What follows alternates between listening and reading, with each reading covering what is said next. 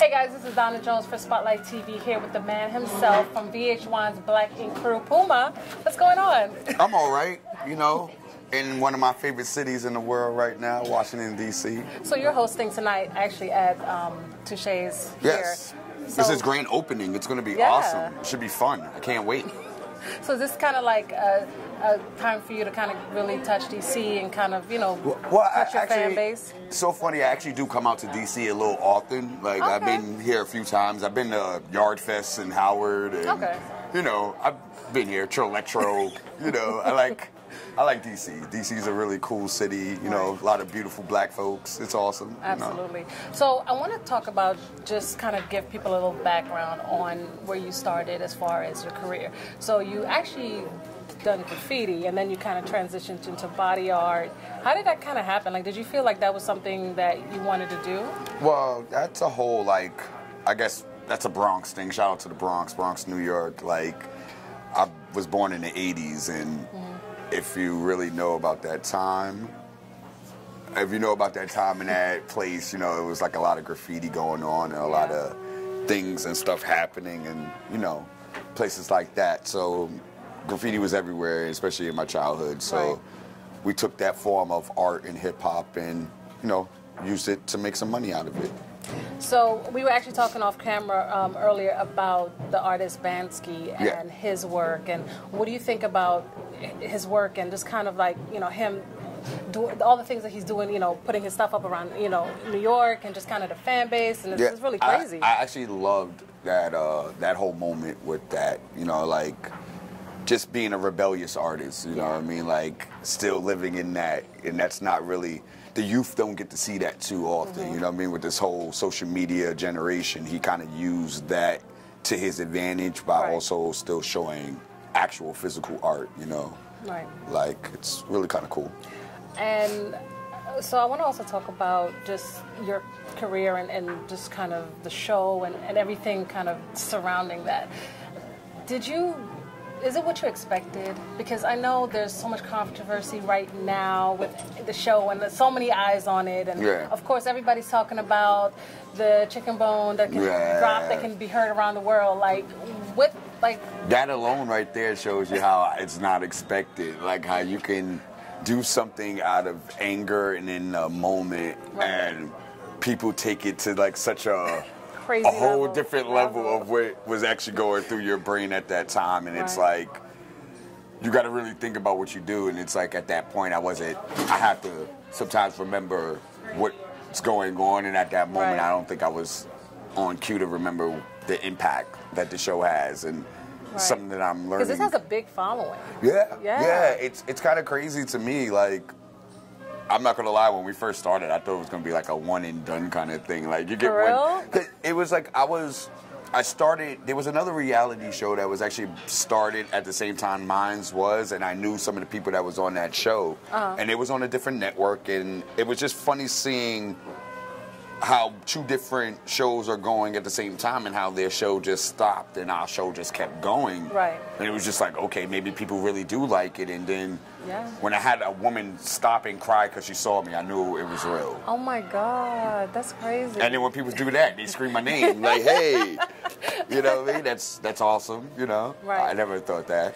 But, you know, and just with reality TV, and, you know, you have to kind of admit it's its own monster or its own beast within itself, as far as, you know, when they edit it to show certain things. Like, how do you feel about that? Because sometimes, you know, depending on what the situation is, it's kind of, I don't want to say manipulated, but you know, they want to get those ratings. Yeah, I mean, the part about that, the main thing I always try to tell people, like, you know, I talk to people in the streets. I'm one of the people I actually stop. I don't act like Hollywood or nothing like that. That's not my thing. And I let people know that you're watching a 44 to 45-minute show because of commercials, if you think about it. And that's a whole year worth of footage that you're watching within these little moments, you know? So there's so much more that's seen and not shown and put together in, like, situations that, you know, is beyond even the cameras, you know, man? Like, the cameras go off sometimes, you know? Like, and people don't realize that our lives continue. And, you know, it comes with the game, though. It comes with the territory, definitely. You know. Do you feel like there was a line crossed with the whole situation with Caesar and just kind of everything that happened? Do you feel like there was definitely, maybe your side, his side, that there was a line crossed that it took it to that level? Yeah. It was. There was actually a few moments that happened that it kind of was like a little much for me. Right. You know what I mean? And it's like I realized that I was being kind of attacked. Right. You know what I mean? And it was like, and I'm not the type to really just sit back and let somebody attack me. And then people are so used to my real positive energy way that when I start attacking back, it looks so bad on my half. Because it's like, you're supposed to be the nice one. Right. Why are you like, and it's like, I'm still a human being, and I have to protect my family. That's like forgetting to be a man. You can't never forget that, like. Definitely, absolutely. Because did you expect all this? Like, did you know, like, at what point were you like, okay, this is, like you said, it got real big, real fast. Were you ready for, the cult or the masses that look at this show? I was ready just to be in the public eye. I was prepared for that. But to see how big the show actually became, and for people to actually, for like people to call me, like, my mom knows who you are, and it was like kind of funny to me. It's like, okay, I wasn't like, I wasn't prepared that much into it, But let me tell you how big the show is. My mother called me, and she was just like, can you ask Puma what happened with that fight with him and Caesar? And I'm like, is this call really happening? No. I'm like, okay, Mom. It's just like, a lot of people are watching this, and you have such a great personality, like you said, really great energy, and people get pulled into that. And now they want to know, like, your life and everything that's happening that they're following. What's so awesome about that is that I'm actually working on a book. I'm actually, like, been doing that for the past few months. Oh, wow. I feel like, with the whole social media generation and everybody into, like, blogging, and they want to know. Everybody wants to know, and they feed into wanting to know what's going on. And I want to give people my perspective of it. You know what I mean? Like, I've been on a TV show for like 3 seasons now, and it's like, I want people just to see what I went through, and it's from my actual perspective. It's not nobody it's me, it's you. So does it cover your life in particular and kind of the transition into the show, or does it have the show in it? Yeah, it talks about the show, like how the show came to par, like everything. Like I just started venting one day and then realized that it was a story, and then even my back life into where I came from to where I'm at now. It's kind of all surreal. I can understand that, definitely. So with your family and your beautiful your kids, like how do you kind of, do you feel like protective? Like, okay, I need to protect. I'm if you ask my wife, I'm very overprotective. Like I don't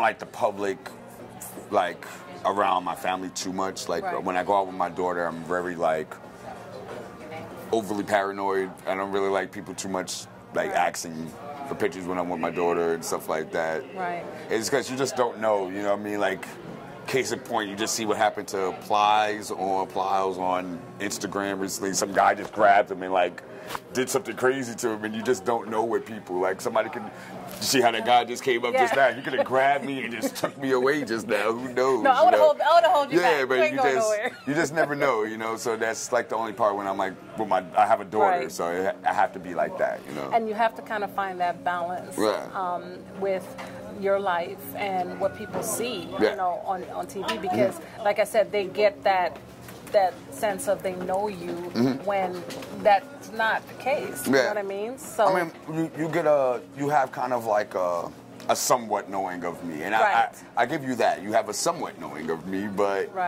it has its limits, And then plus people have their own storylines of what they see, so they make it up. Like Facebook and Instagram is like the greatest thing ever. It's like the stuff that people, the stuff that people comment on your pictures and on these like. Do you read those? Oh yeah, I read everything. It's really awesome to really see how these people really feel. Like they make up these stories. Like they'll watch something and then they have their own scenario of what they saw to what they feel. Right. And they like really vent out, and it's like really kind of amazing. I actually dealt with that last night. I had like a guy telling me what I had to do to be bigger, and I'm looking at him like, but what are you doing? And right. You know, when you because say that, they feel like they can just they can. But when tell you say that, you're like a scumbag, so you gotta like kind of watch how you speak to people and stuff like that. Wow. It's kind of crazy. So where is your relationship, you know, with, or where's the situation with you and Caesar now? Like how, because I know did you guys start off as friends and it's kind of gradually, I don't know if it went downhill, but. Hey, it went downhill. That happens. Right. You know what I mean? The Temptations broke up, Jesus Christ. Yeah. Boys the Men didn't make it. Right. And you're okay with wherever it is now? It is I'm what fine. It is? Right. Nigga in DC, I gotta holler at my Hey, this is the first time we actually get to chill. Yeah, it is. What's up with you? Yeah, say shit, man. Y'all. Hello. That's my cool friend, Fat Trail. I don't know if you guys know who he is, but he's pretty awesome. Yeah. What you doing in DC? I'm hosting this tonight. Okay. What's up? Pull up. Yeah, man, everybody. Sunny boys. Debo. Yeah. Debo.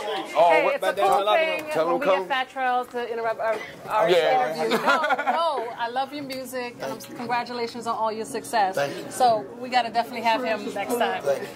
Tell, as soon as I finish this, I'm going to come over, man. Say no more. Yeah. GTL real quick. All right. See, I got cool friends too, man. That's also the awesome part. We get cool friends and stuff. Well, definitely, you had so much love in DC, Yeah. and you know, just real quick, let's talk about like what's next. Like, how do you want to take your platform, and what do you want to do next? Well, I have a really awesome secret project I've been working on, and it's like I can't really talk about it too much, but a little something, or tell us what to expect, maybe, or I don't want to be in front of the camera no more. There you What? go. I don't want to be in front of it no more, so there's other things coming. Awesome. Yeah, you know, but Awesome. maybe you'll know I'm behind it. Maybe you won't even know, but I guarantee when people see what I'm about to do, it's going to be good. People are going to like it. I'm sure you have such an amazing fan base, and your fans love you, and I think, you know, wherever direction you go, you'll have that support. I appreciate that. Appreciate that. Awesome But yeah, guy. man, if DC, man, we're going to be here tonight. You Yeah. partying tonight? I'll be here. Oh, yeah. We're going to definitely party tonight. You know what I mean? I got Trell and the Slutty Boys and Trell are going to be here, man. You already know. It's going to be awesome. It's going to be great. Thank you so much. And this is Donna Jones for Spotlight TV with Puma.